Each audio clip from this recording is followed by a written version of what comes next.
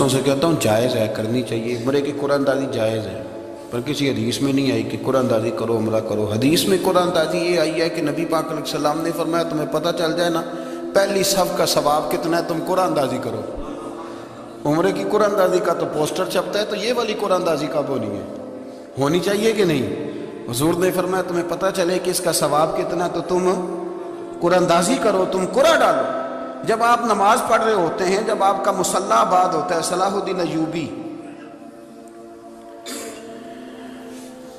ایک بزرگ سے ملاقات ہو گئی، بیت المقدس پر قبضہ تھا عیسائیوں کا، تو صلاح الدین بڑے پریشان تھے۔ وہ بابا جی کہنے لگے پتر کیا ہوا؟ کہنے لگے حضور پتہ چلا ہے دشمن کے 2 بحری بیڑے اسلحہ لے کے آ رہے ہیں، مسلمان پہلے ہی کمزور ہیں، اور اب اگر 2 بحری بیڑے اور آ گئے تو حضور مسئلہ بن جائے گا۔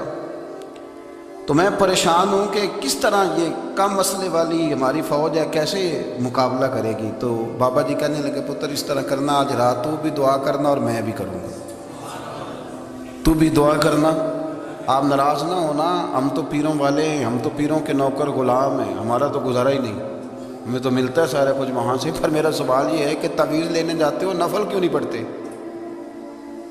رات اللہ اللہ کیوں نہیں کرتے؟ یہ بھی تو ہمارے بزرگوں کا ہی طریقہ ہے، انہوں نے تو ہمیں سکھایا ہے۔ صلاح الدین ایوبی سے بزرگوں نے کہا کہ رات آج نا اللہ اللہ کرنا، تو میں تیرے لیے دعا کروں گا، تو بھی دعا کرنا۔ تو بندہ جب دکھی ہوتا ہے تو سجدہ کرتا ہے، تو پھر ہی تو مصلی بھیگ جاتا ہے، پھر ہی تو مزہ آتا ہے۔ سکھی بندہ تو کعبے جا کے نہیں روتا، دکھی تھے، تکلیف تھی، تو سر رکھا سجدے میں تو تڑپ گئے۔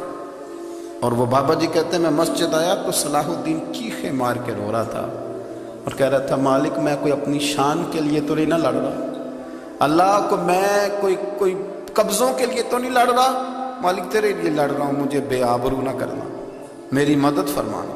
کہتے ہیں میں آیا تھا کہ مسجد میں دعا کروں گا، پر صلاح الدین ایوبی کو روتے دیکھا تو میں لوٹ گیا۔ تو سویرے صلاح الدین ملے تو بڑے خوش تھے، میں نے کہا پتر کیا ہوا؟ کہنے لگے حضور وہ بحری بیڑے 2 آ رہے تھے نا اسلحہ لے کے، دونوں ڈوب گئے پانی میں ڈوب گئے۔ تو بابا جی کہنے لگے صلاح الدین وہ پانی میں نہیں ڈوبے، وہ تیرے آنسوؤں میں ڈوب گئے، وہ غرق ہو گئے، وہ جو تو نے مصلی آباد کیا تو وہ تیرے آنسوؤں میں ڈوب گئے، وہ غرق ہو گئے، وہ تباہ، اتنے قیمتی تھے تیرے آنسو کے بہا لے گئے دشمن کے بحری بیڑوں کو۔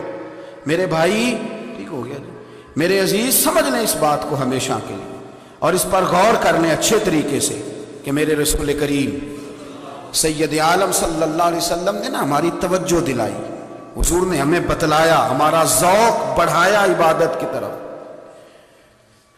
ایک صحابی تھے حضرت ابو فاطمہ رضی اللہ تعالیٰ عنہ، یہ ترمذی شریف کی حدیث ہے۔ نبی پاک علیہ السلام نے فرمایا ابو فاطمہ قیامت کے دن مجھ سے جلدی ملنا چاہتے ہو کہ دیر کے ساتھ؟ تو کہنے لگے حضور کون ہوگا جو دیر سے ملنا چاہے، ہم نے تو جان دے دی وعدہ دیدار پر۔ اعلیٰ حضرت فرماتے ہیں جان دے دی وعدہ اور نقد اپنا دام ہو ہی جائے گا۔ مجھے لگتا ہے کہ یہ سودا نقد و نقد ہو جانا ہے، چونکہ ہم نے جان دے دی وعدہ دیدار پر۔ آپ نے وعدہ کیا تھا کہ مریں گے تو پھر زیارت ہوگی، تو مر گئے ہم زیارت کی خاطر۔ جان دے دی وعدہ دیدار پر، تو نقد اپنا دام ہو ہی جائے گا۔ اے رضا ہر کام کا ایک وقت ہے، دل کو بھی آرام ہو ہی جائے گا۔ تو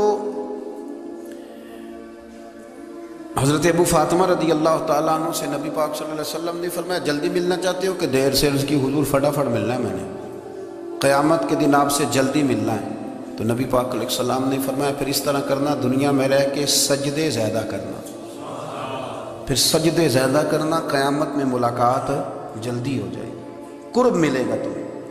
اپنے بچوں کے اندر دیکھیں نا، ہم شوق پیدا کرتے ہیں، ہمیں صحیح لفظ نہیں بولنے آتے پر ہم بچوں میں شوق پیدا کرتے ہیں کہ پتر ڈاکٹر بن جائے گا تو بڑا نفع کرے گا، تو لوگوں کی خدمت کرے گا، ملک و ملت کی خدمت کرے گا، تیرے ابا کا نام روشن ہوگا، تیرے دادا کی تعریفیں ہوں گی۔ ہم یہ ذوق پیدا کرتے ہیں، ہم اپنے نوجوانوں کے اندر یہ فکر پیدا کرتے ہیں، انہیں ہم سمجھاتے ہیں کہ میاں جب تم پڑھو گے، محنت کرو گے تو فلاں آدمی کی طرح تمہارا نام ہوگا۔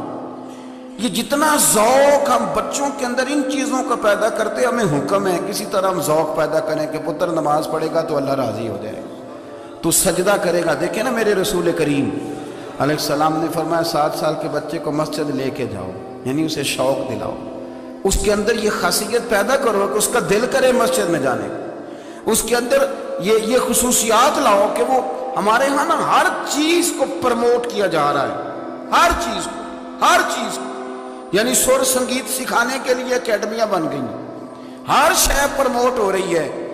عبادت کا جذبہ کم ہوتا جا رہا ہے، اللہ کا ذوق ہمارے اندر نہیں رہا.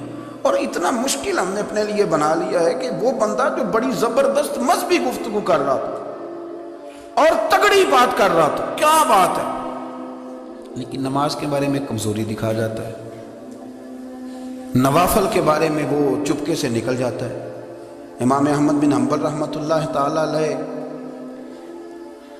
مسند امام احمد بن حنبل 14 جلدوں میں ہے مارکیٹ میں، اور مجھے تو خیر پسند ہی بڑی ہے، میں نے کئی دفعہ پڑھی ہے.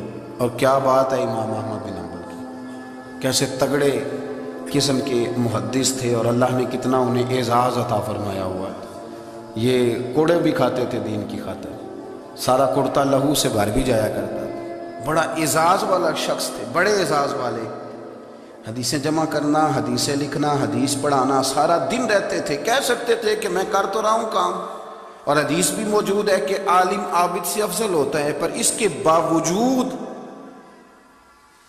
امام احمد بن حنبل رحمۃ اللہ علیہ 300 نفل فرض نمازوں کے علاوہ پڑھا کرتے تھے، 300 نوافل روز پڑھا کرتے تھے. ان کے بیٹے نے کہا ابا جی مکان خریدنا ہے تو وہ جگہ کہاں کر کے لوں، بہت ساری آبادیاں، تو فرمایا پتر وہاں لینا جہاں مسجد قریب ہو.